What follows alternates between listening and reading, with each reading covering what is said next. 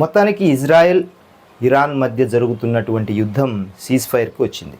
అయితే ఇందులో ఏం సాధించారు? ఇరాన్ మీద దాడికెళ్ళిన ఇజ్రాయెల్ లేకపోతే అమెరికా కావచ్చు, వారి ఇగో చల్లార్చుకున్నారా, లేకపోతే నిజంగానే అణు రియాక్టర్లని దెబ్బతీసి తరువాత మళ్ళీ అణు రియాక్టర్ల విషయంలో డీల్ కుదుర్చుకుంటారా అమెరికాతో ఇరాను, లేకపోతే ఒక హెచ్చరికలాగా దీన్ని తీసుకుంటారా, లేకపోతే నిజంగానే అక్కడ అణు రియాక్టర్లు ఉన్నాయా, వాటి మీద భవిష్యత్తే తేల్చాల్సి ఉంటుంది.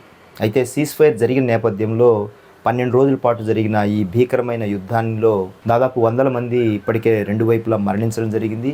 చాలా ఆస్తి నష్టం కూడా జరిగింది. అమెరికా, ఇజ్రాయెల్ చెప్తున్నట్టు ఇరాన్లో న్యూక్లియర్ ప్రోగ్రామ్స్ను ఆపడం కోసమే ఈ దాడులు చేశామని చెప్పుకున్నప్పటికీ మేము తిరిగి ఈ యొక్క కార్యక్రమాలు మొదలు పెడతామంటూ కూడా తాజాగా Iran atomic energy organisation chief Mohammad Eslami ఈ విషయాన్ని తెలియజేశారు. న్యూక్లియర్ ప్రోగ్రామ్స్ను తిరిగి ప్రారంభిస్తామని ఆయన తెలియజేశారు. అయితే సీజ్ ఫైర్ విషయంలో న్యూక్లియర్ డీల్ సంబంధించి సీజ్ ఫైర్లో చర్చించారా, ఈ ప్రోగ్రాంకి సంబంధించి న్యూక్లియర్ డీల్ రద్దు చేశారా అనేది స్పష్టత రావాల్సి ఉంది.